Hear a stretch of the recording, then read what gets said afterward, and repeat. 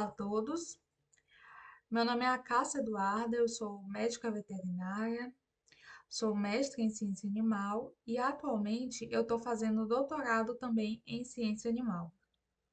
Recentemente eu finalizei uma pós em ciências forenses e perícia criminal e por isso o tema da palestra de hoje vai ser DNA forense na patologia veterinária, que eu vou explicar um pouquinho mais sobre a biotecnologia por trás das provas de espécie e identidade em casos forenses. Antes de começar, eu gostaria de agradecer o segundo Conamion pelo convite de poder estar participando e de poder estar falando sobre uma coisa que eu gosto bastante. Antes da gente começar, é importante a gente ter em mente alguns conceitos, como, por exemplo, DNA. O que é o DNA? O DNA, que é o ácido desoxirribonucleico, é um ácido nucleico que apresenta toda a informação genética de um indivíduo, ou seja, é ali em que está compondo toda a informação genética daquele indivíduo, seja ele animal, seja ele ser humano, etc. E o que é um genoma? Genoma vai ser o conjunto de todo o material genético, ou seja, de todo o DNA. E gene, o que é que seria o gene? Gene é a sequência de DNA que leva à síntese de RNA e proteína, ou seja, vai ser o gene que vai ser responsável por aquele processo de tradução para poder realizar a síntese de proteínas, de RNA, etc. E os alelos? Os alelos são diferentes formas de um mesmo gene, ou seja, eu tenho o mesmo gene, eu posso ter diferentes formas de apresentação que são denominadas de alelo.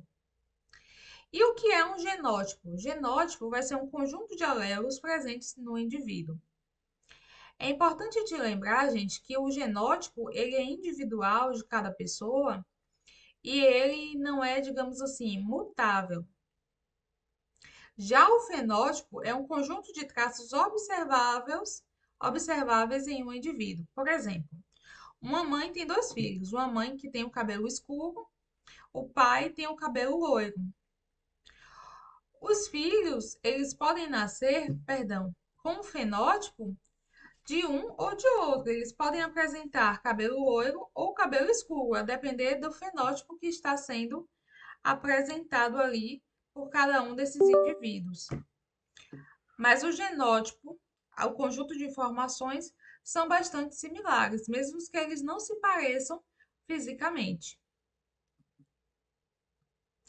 A estrutura do DNA, gente, ele foi descoberta, na verdade, recentemente. Eu digo recentemente porque foi em 1953 por James Watson e Francis Crick e também Rosalind Franklin, que percebeu que o DNA ele tem essa forma de dupla hélice.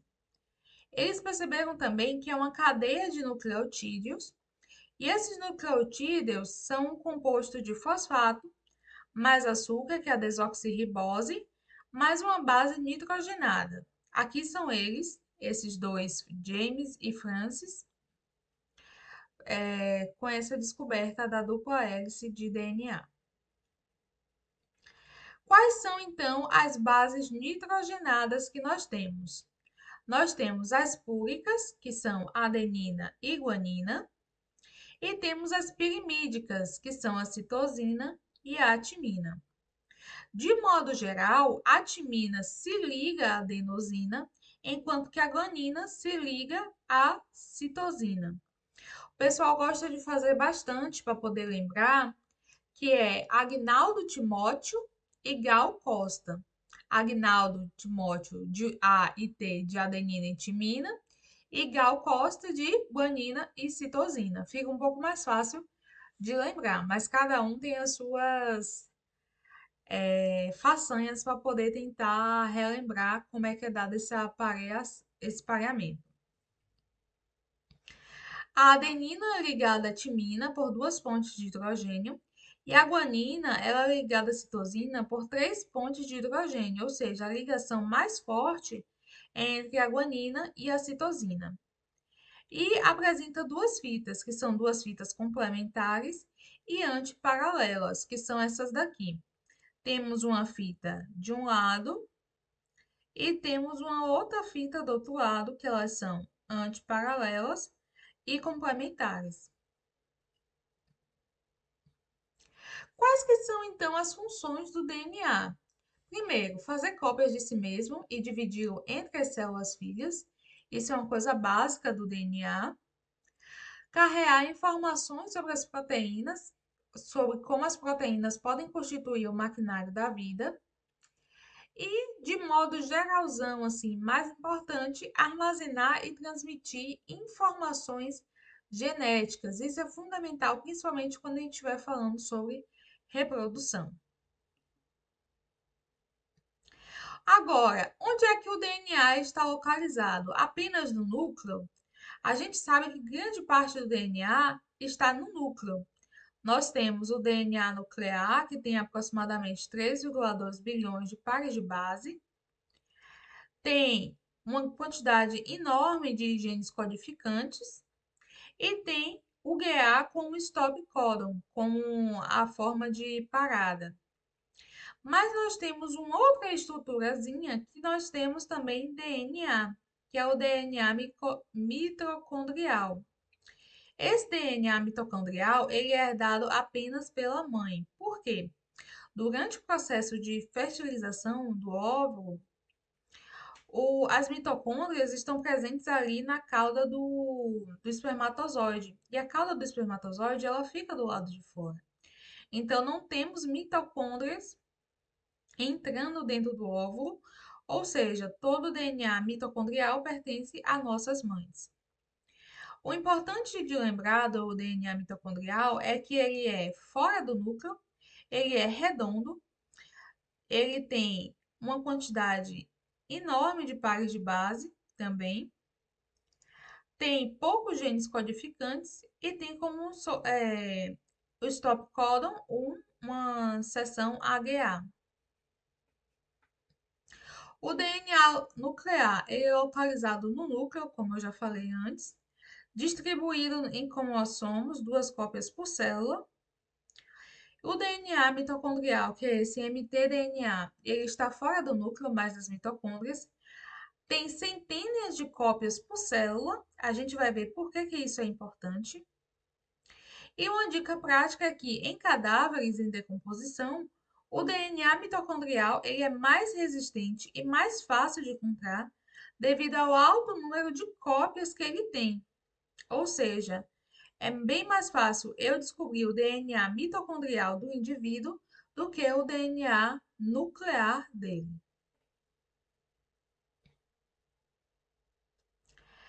É importante te lembrar que alguns genes eles são herdados. Nós temos DNA autossômico, perdão. Nós temos o DNA autossômico, que ele é herdado igualmente entre pai e mãe e serve para individualização, ou seja, identificar exatamente aquele animal. E o cromossomo Y, que é da linhagem paterna, por exemplo, podemos identificar o rebanho de origem, por exemplo, um caso de furto de gado. E temos o DNA mitocondrial, que, como eu falei, ele é apenas presente na linhagem materna, ou seja, eu encontrei um cadáver de um indivíduo, de um cão, de um gato, enfim, e eu quero saber se ele é realmente o animal que eu estou procurando, mas já está em um estado de decomposição muito avançado. O que é que eu posso fazer? Pegar o DNA materno desse animal, se tiver viável, né, se tiver viva, pegar o DNA materno e comparar então com o DNA mitocondrial daquele que eu estou encontrando naquele indivíduo. Talvez uma das perguntas mais frequentes na ciência forense é, na verdade, quem? Ou seja, quem? O que foi que aconteceu e quem causou aquilo, ou então quem é a vítima daquilo. Quando se trata, por exemplo, de animais, é, animais, principalmente animais vindo de tráfico, enfim, a gente precisa saber quem é aquele indivíduo, de onde é que está vindo aquele indivíduo. Será que é mesmo de tráfico? Será que é o dono que está ali com o animal? Enfim, a gente precisa ter essa ciência para poder dar, digamos, o nosso parecer. Então, é basicamente como um jogo, né? Você está procurando um indivíduo com algumas características que você precisa para poder formar aquele diagnóstico. As aplicações, então, da patologia forense na patologia veterinária. É importante, principalmente para fazer a prova de espécie, que é identificar um fragmento do tecido, se é de animal doméstico ou animal silvestre. Isso a gente consegue por meio, como eu disse, do DNA. Identidade em casos forenses. Confirmar se uma amostra biológica, pelo, sangue, osso, pertence a um animal específico envolvido em algum tipo de crime. E a necrópsia forense é o patologista quem detecta e coleta o vestígio inicial para poder seguir com a cadeia de custódia, que a gente vai falar mais à frente. Qual que é o inimigo? Isso daqui eu vou falar agora e depois eu vou falar mais à frente. O inimigo principal é a preservação incorreta que pode degradar o DNA. Isso daqui, gente, é fundamental. A preservação incorreta do material vai inviabilizar todo aquele seu procedimento. Não importa, porque eu demorei demais fazendo isso, tal e tal, tal e tal, não acondicionou corretamente, não guardou corretamente, vai perder a sua amostra, independente se você trabalhou muito ou pouco. Cadeia de custódia, que é o conjunto de procedimentos para manter a história cronológica do vestígio. Ela é fundamental para o laudo ter valor jurídico.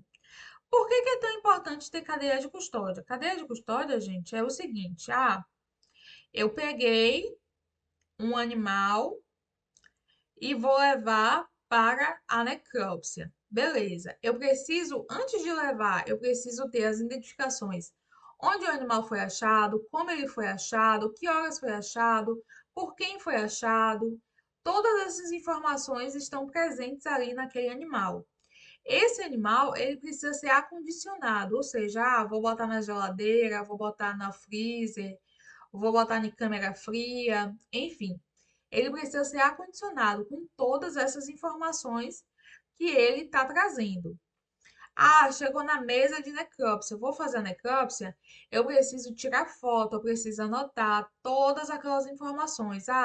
Esse é um animal tal que foi encontrado em tal lugar, que tem tal característica. O animal ele tem uma faixa de pelo preto nas costas. Precisa anotar? Precisa. Tem uma faixa de pelo preto nas costas, tem tal característica, tem tal. Por quê? Porque quando chega lá para o juiz, você tem que provar que aquele animal que você fez a necrópsia, que você coletou os órgãos, que você fez os exames, é realmente o animal que foi do crime, que estava ali naquele local.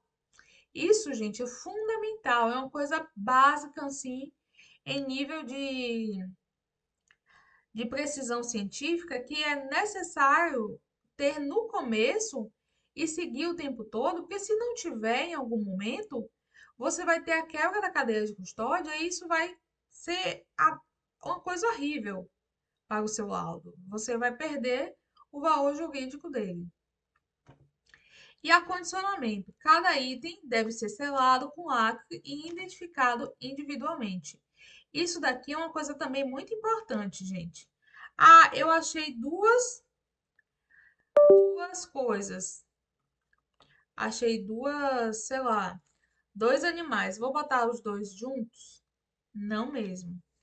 Você vai botar um separado do outro, identificação individual nesses animais. Então, tudo isso deve ser cuidadosamente feito, né? E então, o registro documental rastreável, que é a cadeia de custódia, tem basicamente quatro pilares: a coleta adequada, A posse seria a manutenção, né? O animal está sob minha custódia, né? Sob custódia do governo, enfim. O manuseio adequado e o encaminhamento também adequado para poder realizar os exames. Quais são, então, os princípios da cadeia de custódia? Gente, os princípios são fundamentais, é a de responsabilidade e de integridade. Eu preciso ser responsável por aquilo que eu estou coletando, por aquilo que eu estou colocando ali na minha cadeia de custódia. E eu tenho que ser íntegra, ou seja, só tinha isso quando encontrei o animal, só tinha isso. Eu não vou adicionar prova, eu não vou subtrair prova. Eu tenho que ter integridade no meu laudo. Eu preciso ser uma fonte confiável para que o meu laudo ele sirva realmente de laudo pericial ou não. De acordo com o Código de Processo Penal, no artigo 158, a linha a gente considera a cadeia de custódia o conjunto de todos os procedimentos utilizados para manter e documentar a história cronológica do vestígio coletado em locais ou em vítimas de crimes, para rastrear a sua posse e o manuseio a partir do seu reconhecimento até o descarte. No item 1, nós temos aqui, ó, o início da cadeia de custódia se dá com a preservação do local de crime ou com procedimentos policiais ou periciais nos quais seja detectada a existência do vestígio. Ou seja, a partir do momento que eu vi a cena, eu pensei, é uma cena de crime, eu vou fazer o quê? Eu vou preservar aquela cena de crime, aquele local de crime, e com isso eu vou iniciar o processo de cadeia de custódia, para que nada se altere enquanto não chegar a perícia para poder fazer as análises ali. E aqui nós temos uma outra informação que vestígio é todo objeto ou material bruto, visível ou latente, constatado ou recolhido, que se relaciona à infração penal. Ou seja, é isso que nós estamos buscando, vestígios. No artigo 158-B, a cadeia de custódia compreende o rastreamento dos vestígios nas seguintes etapas: reconhecimento, ou seja, a partir do momento em que eu observei e vi, nossa, é um vestígio, ou pode ser um vestígio. Isolamento, ou seja, eu vou ver em que local está aquele coisa, aquele vestígio. Vou isolar ali a área, não vou deixar ninguém contaminar a minha área. Fixação. Fixação aqui, gente, diferente da patologia em que fixação é em formol, é em álcool, é em meios de fixação, aqui não é nesse sentido. Fixação é eu fixar o vestígio no local em que ele foi encontrado. Por exemplo, eu encontrei uma caneta em cima da mesa.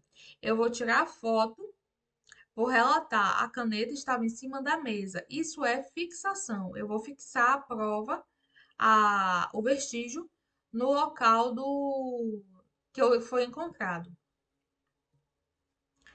A coleta, o acondicionamento, que eu já falei que precisa ser adequado, precisa ser individual, enfim. O transporte, eu deixei esses quatro aqui em vermelho porque são fases críticas da cadeia de custódia. O recebimento, o processamento, o armazenamento e, posteriormente, também o descarte. Qual o maior cuidado que o patologista deve ter ao coletar amostras biológicas? Principalmente contaminação. Ai, Cássia, vou me preocupar só com contaminação da amostra? Não, você tem que se preocupar com contaminação sua também. Porque a gente está ali pegando amostra de sangue, pegando amostra talvez de fezes, de secreção. A gente não sabe o que o animal tinha. A gente não sabe se o sangue é humano, se tem HIV, se tem alguma outra doença. É importante a gente sempre se paramentar e evitar qualquer tipo de contaminação. Claro, é fundamental também coletar e fazer com que a coleta seja completamente estéril, sim, pelo bem da nossa amostra, é super importante. Mas principalmente também cuidado com si próprio. Como prevenir a contaminação? Uso de EPIs, luvas, máscaras, às vezes óculos de proteção. Usar material de coleta estéril, tubos sempre limpos, estéreis. Ah, porque eu usei em uma tal situação e eu acho que dá para reaproveitar de novo. Não, não dá. Cada tubo individual, estéril, para cada coleta e para cada indivíduo. Cuidados especiais no manuseio do vestígio, ou seja, é um tecido, é uma roupa. Como é que eu vou manusear? Com bastante cuidado, retirando fragmentos, fazendo suaves, enfim, ter cuidado nesse vestígio também. O que é que pode degradar o DNA? Lá na frente eu falei que um dos principais riscos, né, da perda do material biológico é a da degradação do DNA, são contaminação por outras coisas. Então, o que é que pode degradar? Agentes físicos, por exemplo, raio de sol pode degradar DNA, aquecimento muito forte, resfriamento muito forte pode degradar DNA. Agentes químicos, algumas soluções podem degradar DNA. E, claro, agentes biológicos também podem degradar DNA. Agora falando exatamente sobre a coleta no local do crime. Vamos supor, manchas de sangue. Como é que eu vou fazer? Suposto sangue, esperma, saliva ou demais fluidos ou líquidos corporais, fluidos biológicos ou em DNA, ou DNA em contato em suporte de móveis como superfícies não absorvíveis, fluidos biológicos em grandes superfícies e imóveis. Esse tipo de amostra, como é que eu vou coletar? Eu vou usar sempre dois swabs,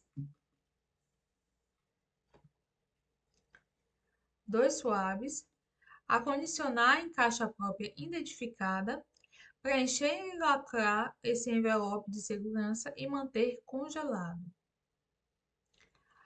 Amostras de tecidos, panos, roupas, enfim. Fluido biológico impregnado em suporte de móveis como superfícies absorventes, vestes com manchas visíveis. Como é que eu vou fazer essa coleta? Vou coletar fragmentos dessas manchas, ou seja, fragmentos da mancha, utilizar lâmina de bisturi estéreo, preencher e lacrar esse envelope de segurança. Se for uma amostra em vestes exclusivamente para DNA de contato, como por exemplo, uma mancha de sangue em uma roupa, a gente vai enviar a totalidade dessa roupa, preencher e lacrar um envelope de segurança.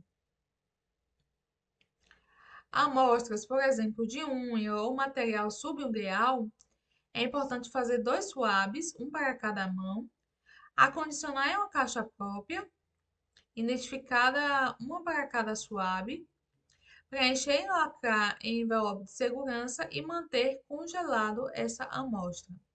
A amostra, gente, de DNA, de modo geral, ela precisa ser congelada para poder manter as suas propriedades, é o que é mais recomendado.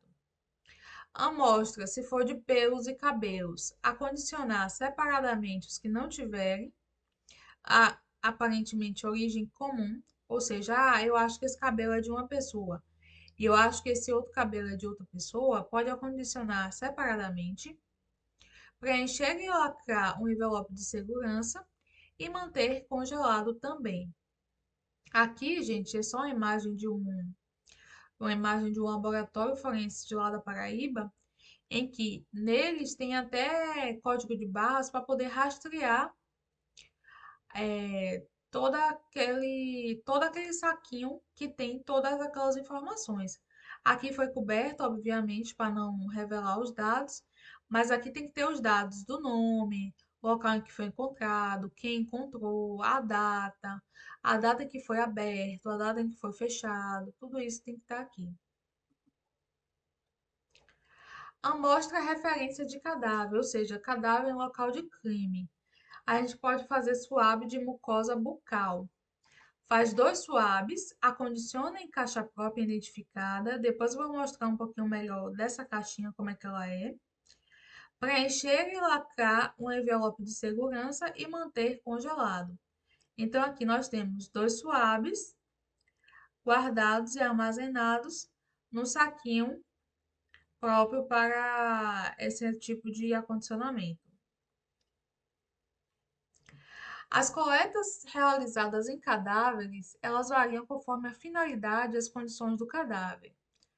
Cadáver de óbito recente, geralmente a gente usa sangue, músculos, dentes, fêmur, demais ossos longos, ossos chatos, mandíbula e crânio. Essa é a sequência para poder coletar. Quando é um cadáver em decomposição, a gente dá prioridade a dentes, fêmur, demais ossos longos, ossos chatos, mandíbulas e crânio. Aqui é aquela caixinha que eu falei que de suave oral, que eu tinha mostrado para vocês, ela já vem com a identificação na parte de dentro, ou seja, quando dobra, ela já fica identificada ela própria. Para sangue, o que é que a gente faz? Coleta 4 suaves, acondicionados em caixa própria, identificada, preencher e lacrar em envelope de segurança e manter congelado. Músculo. Músculo, você pode coletar fragmentos de cerca de 4 centímetros cúbicos, usando bisturi estéreo e descartável, preferencialmente músculo esquelético ou cardíaco. Ai, Acácia, mas não tem músculo esquelético nem tem músculo cardíaco. Pode ser outro músculo? Pode, mas é preferencialmente esses 2 tipos de músculo. Acondicionar em frasco coletor universal, aqueles frascos de coleta universal, de coletor de verdade. E identificado sempre. Preencher e lacrar em envelope de segurança e manter congelado. Dentes. Dentes, gente, é mais para casos de animal ou ser humano que já está em um avançado estado de decomposição. Preferencialmente, a gente usa os dentes molares rígidos, no mínimo 4 dentes. Se não tiver esses dentes, a gente pode retirar outros. A gente usa fórceps e alavancas para poder retirar esses dentes, retirar essa dentição. Acondicionamento em frasco coletor universal, identificado sempre. Preencher e lacrar o envelope de segurança e manter congelado também. Ossos, como por exemplo fêmurs, demais ossos longos, ossos chatos, mandíbula, crânio, a gente usa mais quando está em um estado de decomposição muito avançado, ou então, em alguns casos, recentes. Fêmur é recomendado retirar 3 partes com corte do tipo janela, que é esse daqui, de aproximadamente 4 por 8 centímetros. Os demais ossos longos, geralmente tira 2 partes de osso com cerca de 8 centímetros cada. Ossos chatos, 2 partes diferentes do osso, com cerca de 8 centímetros cada. Mandíbula e crânio, a coleta excepcional porque pode enviar a sua totalidade. Preencher sempre e lacrar em envelope de segurança e manter as amostras congeladas. E aí, aquela questão que eu tinha falado com vocês anteriormente, que repito agora. Qual que é o inimigo da preservação e da cadeia de custódia? A preservação incorreta e degradação do DNA. Ou seja, fiz tudo isso que você falou, fiz tudo isso certinho, mas chegou no local, eu deixei a amostra derreter. Eu levei pouco gelo, não congelou a amostra ficou na temperatura ambiente por muito tempo. Essa amostra viável, gente, já não é mais, não é? Então é importante a gente ter essa, essa compreensão da importância da cadeia de custódia. A cadeia de custódia é um procedimento para manter a história cronológica do vestígio e é fundamental para que o laudo ele tenha valor jurídico. Se chegar lá no juiz e falar assim, mas teve quebra da cadeia de custódia, teve alteração na cadeia de custódia, ele vai olhar para o laudo e vai falar, então, não vai servir, não vai ter como fazer isso. Um caso muito famoso, gente, que aconteceu, isso já faz um tempo, foi um caso de um assassinato de uma moça. Eu esqueci o nome do indivíduo agora. O caso O.J. Simpsons. Caso O.J. Simpsons. Então, tinha prova, tinha vestígio, tinha. Enfim, tinha tudo para poder condenar o homem. Só que a polícia técnica, ela falhou bastante durante o processo de coleta, armazenamento, coisas simples. A polícia falhou e nessa falha, né, teve, a defesa conseguiu advogar ele e dizer que não foi ele culpado, sendo que, obviamente, todas as provas, apesar de ter sido mal coletadas e mal armazenadas, indicava que era ele o culpado, mas ele não pôde ser indiciado, ele não foi preso por conta disso, por conta de falha na cadeia de custódia. A gente tem que ter cuidado para não inocentar pessoas culpadas e também não culpabilizar pessoas que são inocentes. E aí, opa, e aí uma coisa muito importante é que cada item deve ser selado com lacre e identificado individualmente. Mas é do mesmo animal. Sim, é do mesmo animal, mas tem que ser selado e identificado individualmente.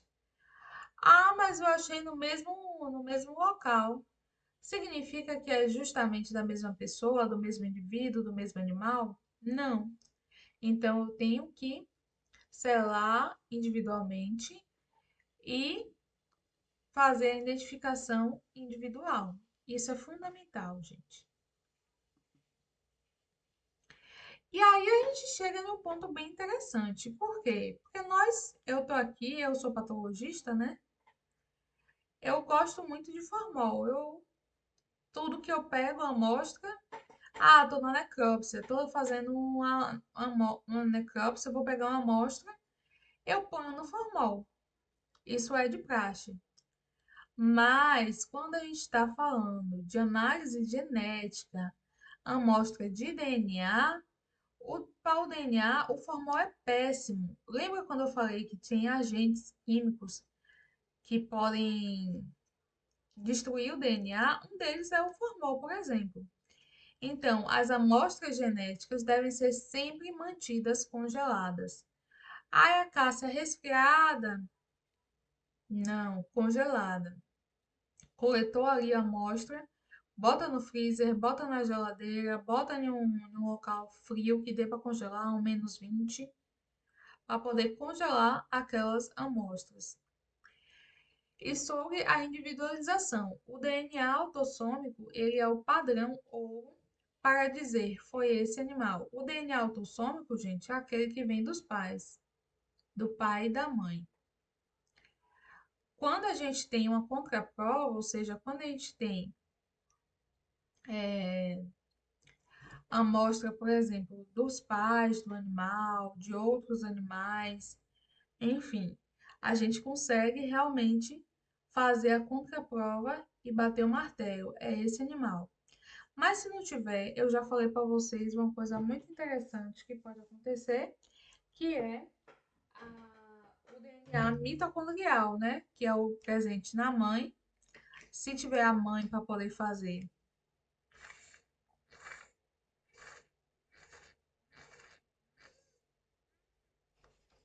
se tiver a mãe para poder fazer a contraprova, pode ser realizado também.